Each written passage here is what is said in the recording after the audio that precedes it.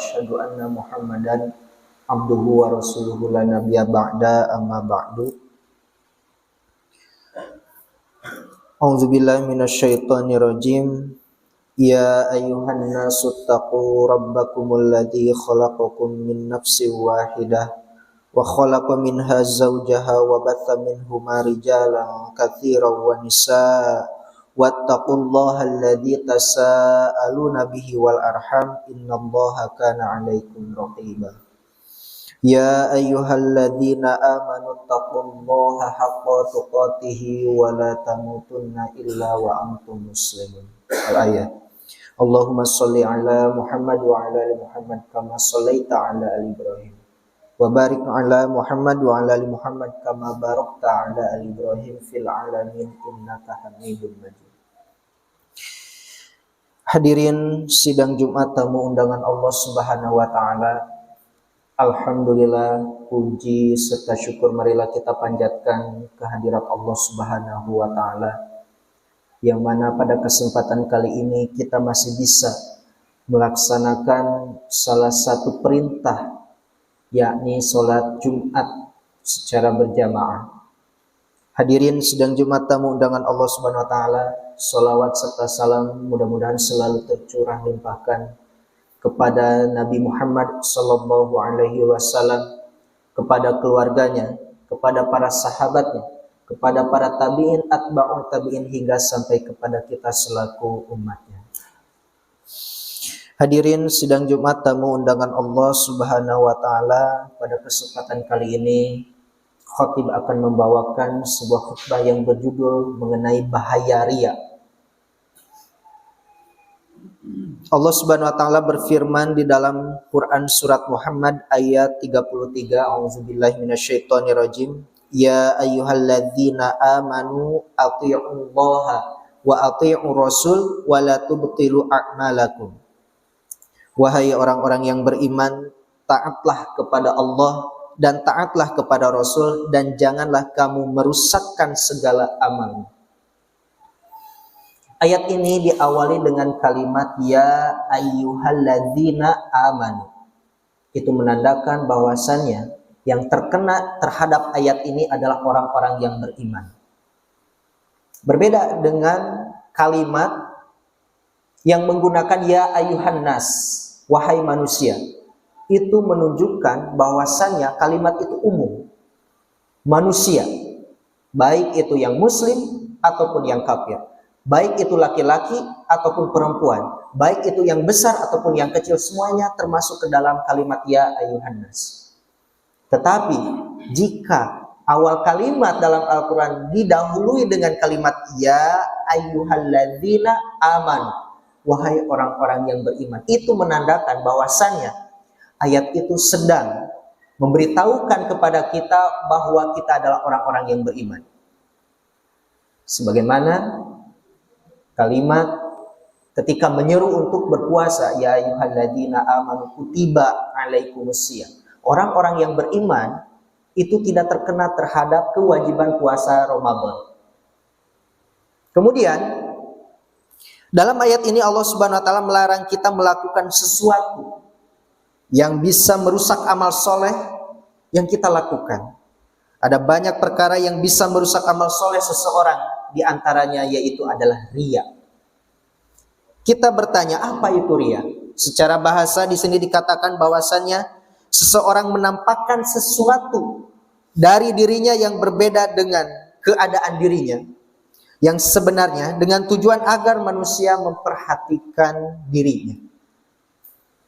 Kemudian para ulama menjelaskan bahwasannya Imam Al-Hafidz Ibnu Hajar Al-Asqalani rahimahullah mengatakan bahwasannya riya adalah menampakkan ibadah dengan tujuan agar orang-orang melihat ibadah tersebut lalu mereka memuji pelaku ibadah tadi.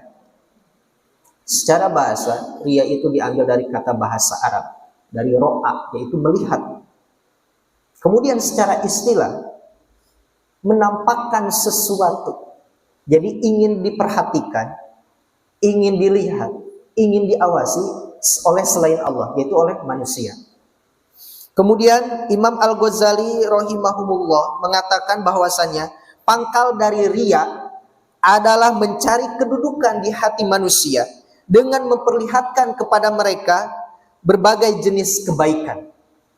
Jadi riya adalah menginginkan hamba dengan melakukan ketaatan kepada Allah. Seorang hamba melakukan ibadah atau melakukan sebuah kebajikan, kemudian ada dalam hatinya itu sebuah keinginan untuk dilihat oleh orang lain. Itu yang dimaksud dengan riya. Kemudian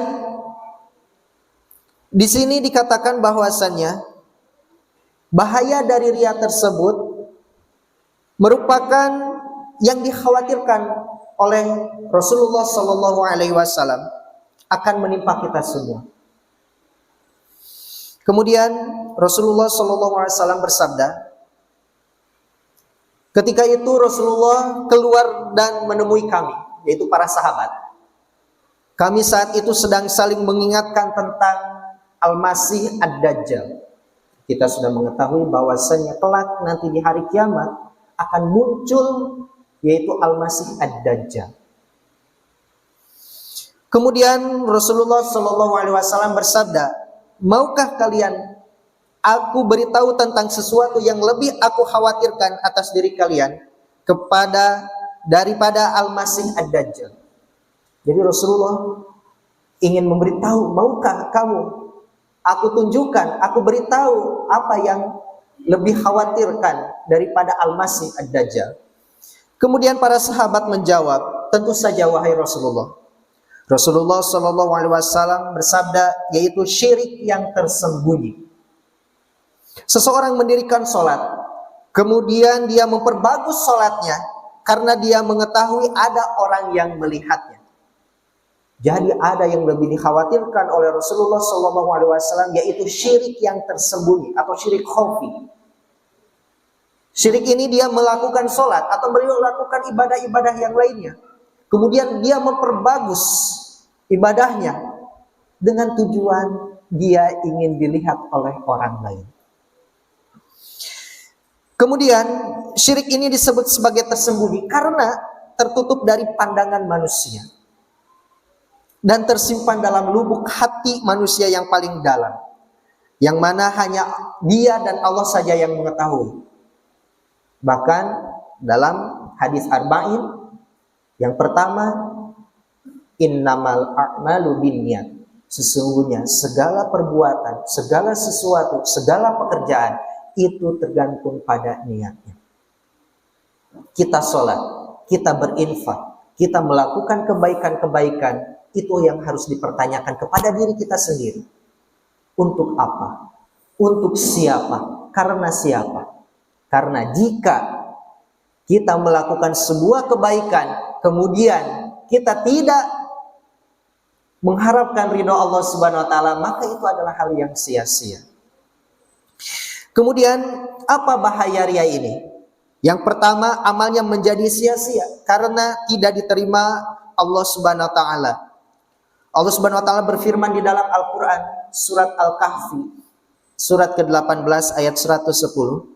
Faman kana yarju liqa'a rabbi faly'amal 'amalan shalihan wa la yusyrik bi'ibadati rabbih ahada.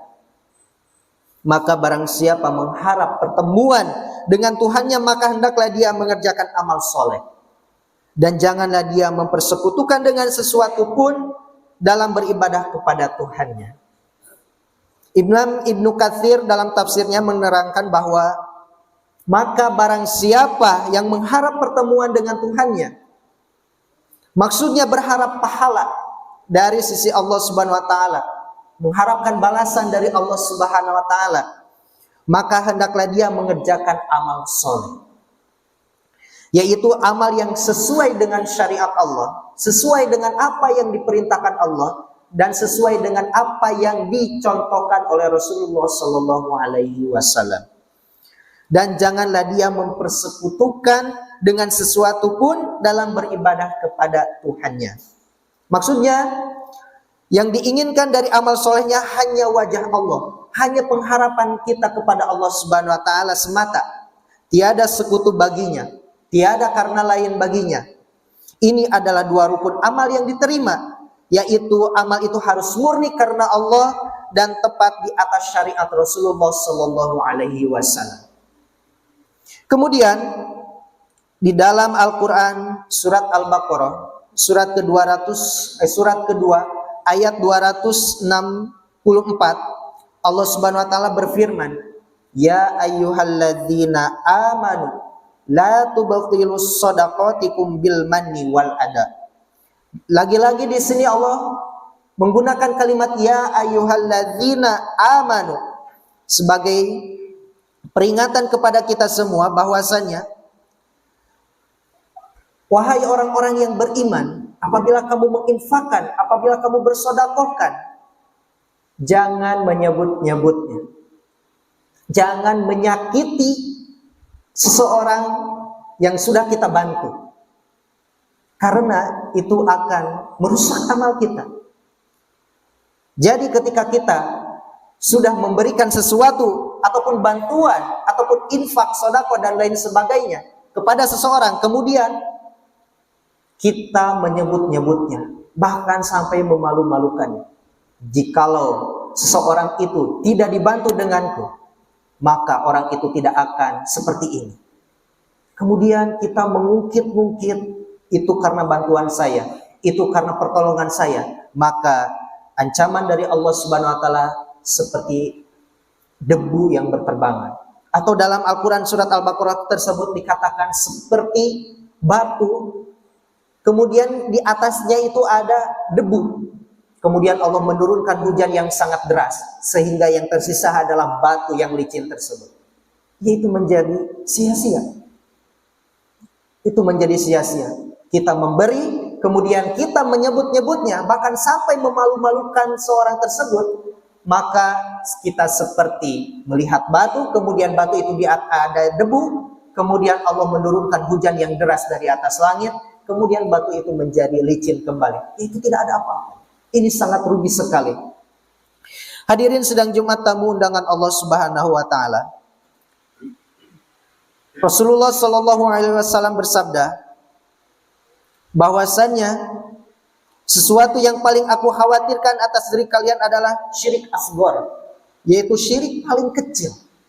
Pada hari kiamat ketika Allah memberikan balasan kepada manusia, Allah berfirman kepada orang-orang yang melakukan riya, temuilah orang-orang yang kalian berlaku riya kepada mereka saat di dunia. Kalian lihat apakah kalian mendapatkan balasan dari mereka. Di sini memberikan peringatan bahwasanya ketika kelak di hari kiamat kita akan memberikan atau mendapatkan balasan dari Allah Subhanahu wa taala, maka Allah Subhanahu wa taala menyuruh kepada kita yang berlaku riya, silakan temui yang engkau inginkan darinya, yang engkau mengharapkan balasan darinya. Ini sesuatu yang sangat rugi. Dan ini sesuatu yang sangat tidak dianjurkan untuk kita selaku umat muslim. Kemudian bahaya yang kedua yaitu mendapat siksa di akhirat.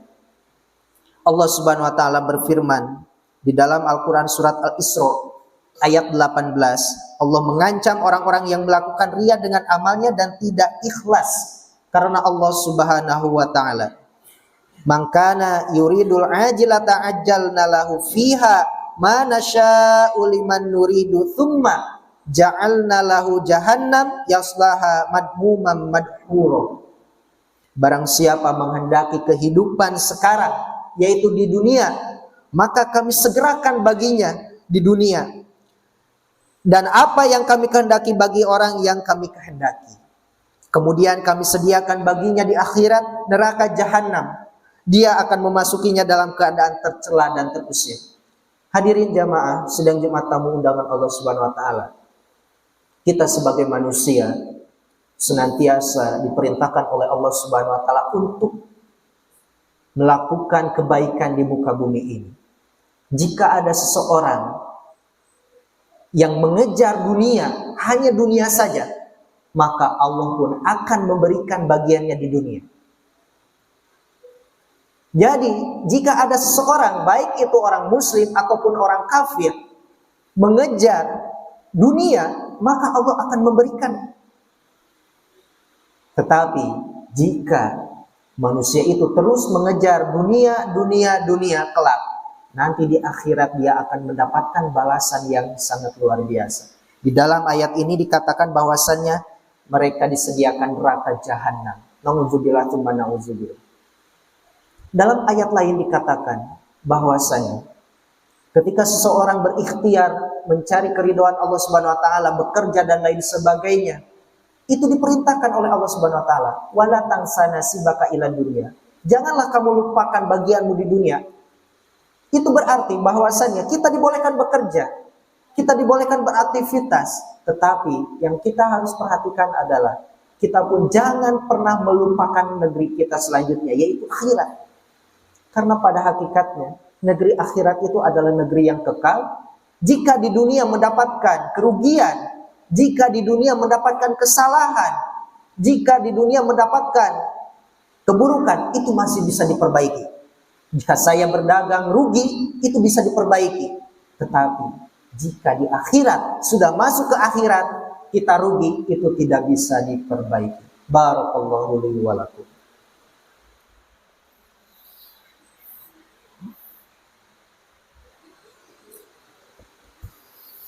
Alhamdulillah, alhamdulillahilladzi arsala rasulahu bil huda wa dinil haq liyuzhirahu 'ala dini kullihi walau karihal musyrikun.